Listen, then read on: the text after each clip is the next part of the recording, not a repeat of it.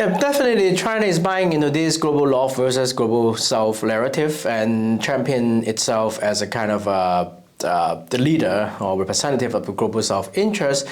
But on the one hand, it has some positive effect for China because back in the 50s, 60s, and 70s, China really help a lot of countries in Africa and Southeast Asia and aligned with many other developing countries.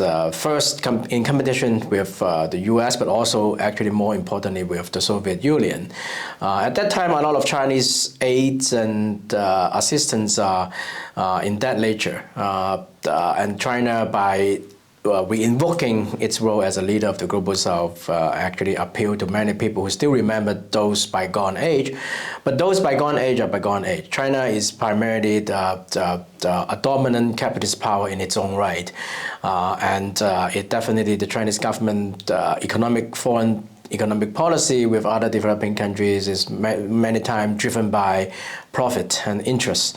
For example, China lent a lot of money to developing countries through the Belt and Road Initiative and many other initiatives. It's different from traditional IMF World Bank loan that they don't dictate what policy the borrower need to adopt as a condition of the loan. But at the same time, many of these loans had other kind of conditions. That is that if you borrow Chinese money, that you need to use Chinese products and hire Chinese contractors, which many times also bring the Chinese workers to undergo these projects financed by the loan.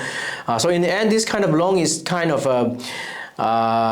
bailed out for Chinese company who are facing a saturated market back home and need to find new market outlet. So this kind of a Chinese new way of Chinese helping other developing countries is more driven by self-interest or the interests of the Chinese corporation. So China is becoming a kind of a capitalist powers, just like European and American capitalist powers. So in this sense, that this global south narrative is not quite updated, I would say. It's somewhat obsolete.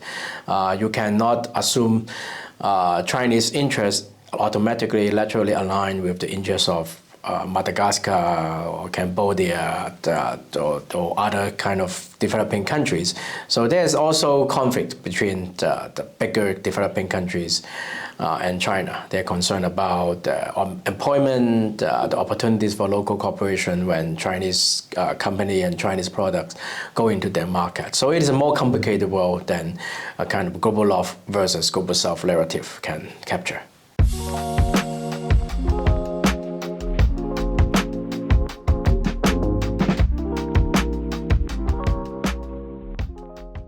Definitely China, for example, in the first Trump administration, when Trump was inaugurated 2017 for the first time, and in the 2017 Davos World Economic Forum, then Xi Jinping went there and declared that China is for free trade. So China is going to be a new leader in upholding free trade against protectionism. So at that time, many people expected that when U.S. seemingly was retreating from free trade, China could be the new leader of free trade.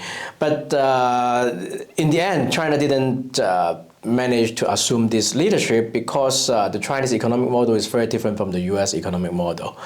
In the neoliberal age, U.S. managed to persuade or coerce many other countries to join the free trade order because U.S. is a kind of economy that keep its market wide open for foreign products. And many of these foreign products are made by U.S. corporations overseas.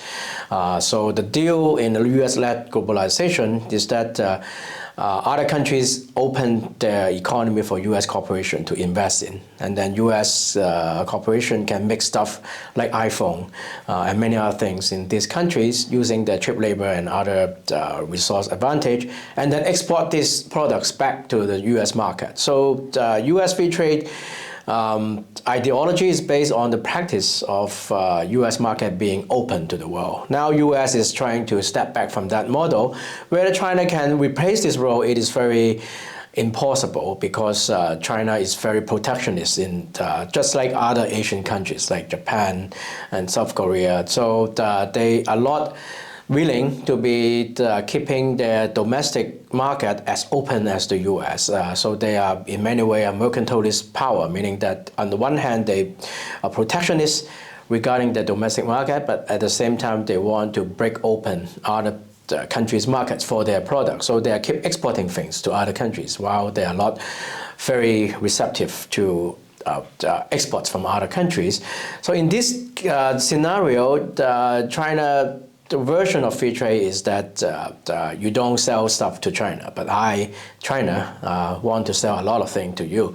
So it is not going to be working very well in comparison to the US-led globalization. So in the end, nobody is going to replace the US in this role of being the so-called consumer of last resort.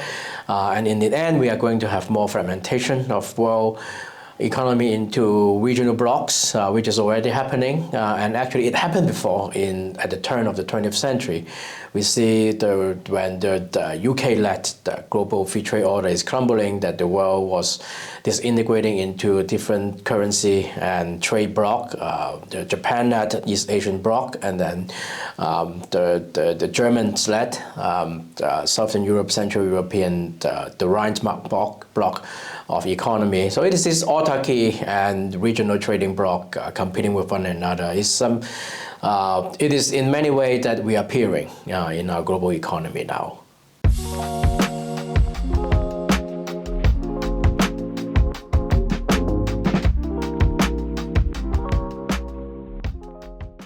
Yeah, EU has a very important and unique role in this because, as I said, right now the US-China competition, rivalry, and deterioration of economic and also geopolitical relation is very much like UK and Germany rivalry at the turn of the 20th century. In the Bismarck era, in the late 19th century, Germany and UK were allies or amicable, but then in the early 20th century, Germany became ambitious. Its banks, its corporations start to compete with UK banks and UK corporation in many other regions in the world, in the Middle East, in Latin America, in Asia, and then it escalated into geopolitical competition when the German state wanted to build a naval power and competing with the UK naval power, and then it unfortunately at that time it led to World War, and in fact 2 world wars. And then now that we are not at that stage yet, China competition, economic and geopolitical competition with the US is not yet led to overt war, though the risk is always there. So there's the possibility that we can collectively, as a global community, to try to rechannel the competition between the US and China into less lethal form of competition, or even more healthy form of competition through the competition in over influence in, for example, in international organization. Right now, that what we see as the most troubling sign of our time is this kind of a declining multilateral organizations as a forum to resolve conflicts and then to express interests of different powers and negotiate. And then it risks getting us into a kind of the situation of the jungles in which the countries just deal with each other in their own means without any rule behind it. So there's a urgent task for us to revive many multilateral organizations as a forum to resolve conflicts and for great powers and small powers to negotiate and settle the dispute and disagreement. So in that sense, and I think Europe has a particular role to play if Europe put the act together and then help revive and consolidate these kind of the multilateral institutions to encourage both the US and China to resolve their conflicts and differences through this the rule-based multilateral organization. So it will be good that we should not be too naive to think that the US and China rivalry can disappear, at least not shortly. So they are poised to continue and even escalate, and it is inevitable. And then what we can do best is to avoid, try to prevent this escalation of rivalry into military conflict, which is deadly, and then to channel this rivalry and difference and conflict into more peaceful means of resolution through rule-based multilateral organization. And in that regard, that I think Europe can play a significant role in that. Yeah.